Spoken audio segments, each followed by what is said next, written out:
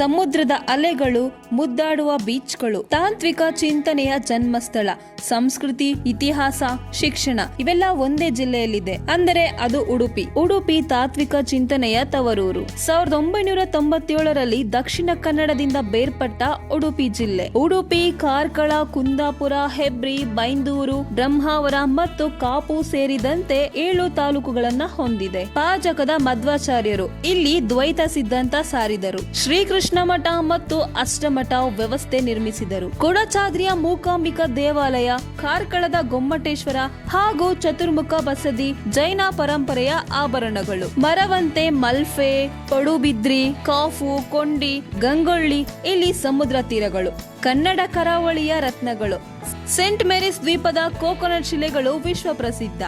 Mangrove ಕಾಡುಗಳು ಪ್ರಕೃತಿಯ ಸಂಗ್ರಹಾಲಯ. ಅರಬ್ಬಿ ಸಮುದ್ರದ ಅಲೆಗಳಿಂದ ಜೈನ ಶಿಲ್ಪವರೆಗೆ ಉಡುಪಿಯ ವೈವಿಧ್ಯತೆಯ ಕಥೆ ಇದು. ಆದರೆ ಉಡುಪಿಗೆ ಕೇವಲ ಪ್ರಕೃತಿಯಷ್ಟೇ ಅಲ್ಲ, ಜ್ಞಾನ ಮತ್ತು ಅಭಿವೃದ್ಧಿಯ ಹೊಸ ಅಲೆಗಳು ಸೇರಿವೆ. ಅದನ್ನ ನೋಡೋಣ ಮುಂದಿನ ಭಾಗದಲ್ಲಿ.